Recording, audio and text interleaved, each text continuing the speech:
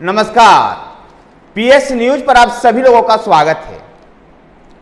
बिहार में जिस प्रकार से सीट्स बंटवारा हुआ है दोनों गठबंधन में, एक बात साफ तौर पर उभर करके सामने आ रही है कि बड़े दलों ने अपने लिए ज्यादा सीटें ली है, जबकि छोटे दलों की सीटों की संख्या पिछले बार से भी इस बार कम हो गई है। अगर हम बात करें महागठबंधन में, तो 2019 में राष्ट्रीय जनता दल 19 सीटों पर चुनाव लड़ी थी, जबकि इस बार 26 सीटों पर चुनाव लड़ेगी। कांग्रेस पार्टी 2019 में भी 9 सीटों पर और अब भी 9 सीटों पर ही है। उस समय 2019 में राष्ट्रीय लोक समता पार्टी उपेंद्र कुशवाहा की पार्टी महागठबंधन में थी और 5 सीट मिला था। हिंदुस्तान आवाम मोर्चा को 3 सीट और वीआईपी को 3 सीट।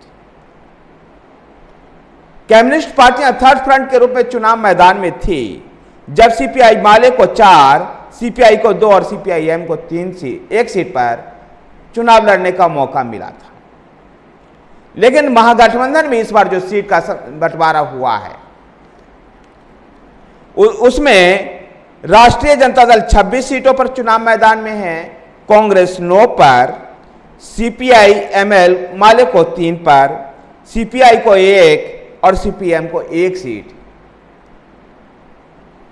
जबकि एनडीए में जो सीट का बंटवारा 2019 में था, उसमें 17 सीटों पर भाजपा और 17 ही सीटों पर नीतीश कुमार की पार्टी जनता दल यूनाइटेड, 6 सीटों पर रामविलास पासवान की पार्टी लोक जनशक्ति पार्टी को चुनाव लड़ने का मौका मिला था।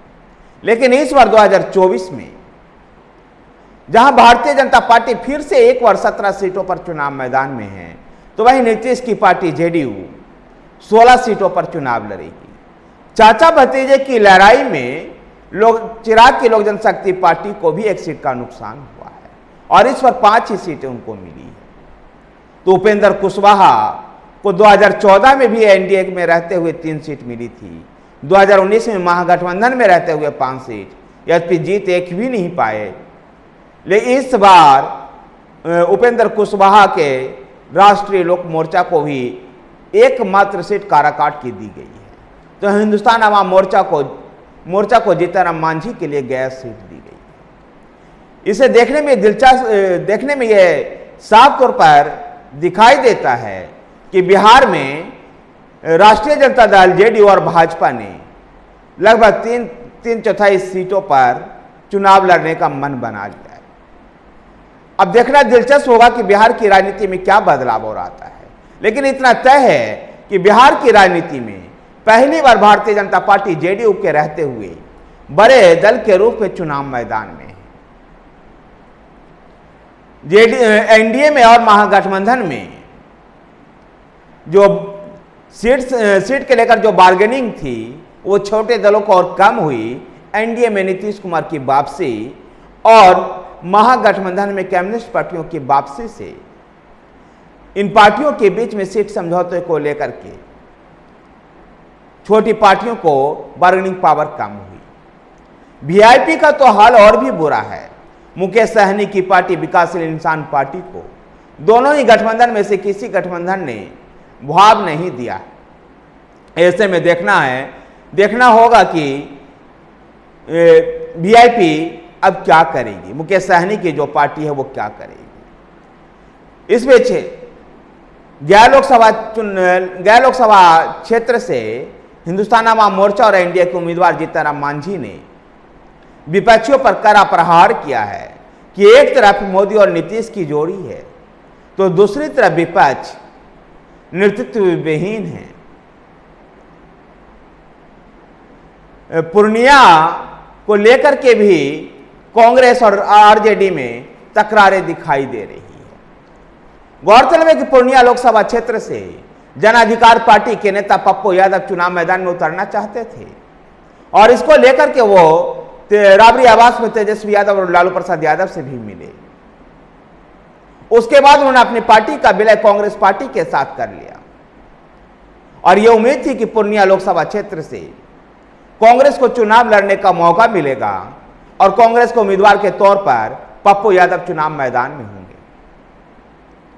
ऐसा ही औरंगाबाद सीट को लेकर के भी चल रही थी कि औरंगाबाद सीट से पूर्व राज्यपाल निखिल कुमार चुनाव मैदान में हो सकते हैं कांग्रेस के टिकट पर। उस प्रबल दावेदार भी थे वो, लेकिन कांग्रेस को औरंगाबाद की सीट भी नहीं मिली। पूर्णिया में राष्ट्रीय जनता दल ने बीमा भारती को चुनाव मैदान में उतार दिया है। दोनों के बीच में, पप्पू यादव और बीमा भारती के बीच में अनबन भी दिखाई दे रही है। इस बीच पप्पू यादव ने यह दावा किया है कि पूर्णिया की जनता चाहती है कि पप्पू यादव चुनाव मैदान में हो, और पूर्णिया की जनता को मैं ये धोखा नहीं दे सकता हूं, और पूर्णिया से मैं निश्चित रूप से चुनाव लड़ूंगा। अब देखना ये दिलचस्प होगा कि क्या पूर्णिया से पप्पू यादव चुनाव कांग्रेस पार्टी के टिकट पर लड़ते हैं या एक निर्दलीय उम्मीदवार के तौर पर, क्योंकि जिस प्रकार से वो पूर्णिया में चुनाव लड़ने को लेकर के दम भर रहे हैं, और पूर्णिया में अगर वो चुनाव लड़ते हैं तो बीमा भारती क्या करेगी, ये भी एक दिलचस्प कहानी होगा। पप्पू यादव कोसी सीमांचल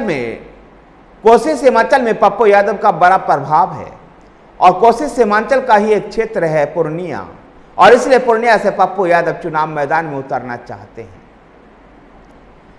कांग्रेस पार्टी अभी तक अपने उम्मीदवारों का ऐलान नहीं किया है। इस बीच लोक जनशक्ति पार्टी अशोक चौधरी की बेटी सुमावी चौधरी को भी चुनाव मैदान में उतार सकती है।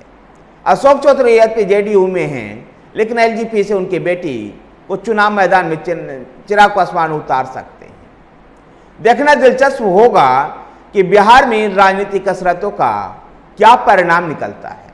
आपको फिर से एक बार याद दिला दें, बिहार में 7 चरणों में चुनाव होना है। ऐसे में बिहार की जनता और बिहार के राजनीतिक दलों के लिए, बिहार के राजनीतिक दलों में राजनीति में और गहमागहमी अधिक बढ़ेगी। बिहार में प्रथम चरण के 4 लोकसभा सीट औरंगाबाद, गया, जमुई और नवादा में चुनाव हो रहे हैं। 19 अप्रैल को यहां मतदान होगा, जहां इन 4 क्षेत्रों में से जेडीयू और कांग्रेस बाहर है। औरंगाबाद, जमुई और नवादा से जहां भाजपा चुनाव मैदान में है, वहीं जमुई से चिराग पासवान चुनाव मैदान में है। गया से हिंदुस्तान अवाम मोर्चा के जीतनराम मांझी, जमुई से चिराग पासवान ने अपने बहनोई अनिल भारती को चुनाव मैदान में उतारा है। देखना दिलचस्प होगा कि क्या जमुई की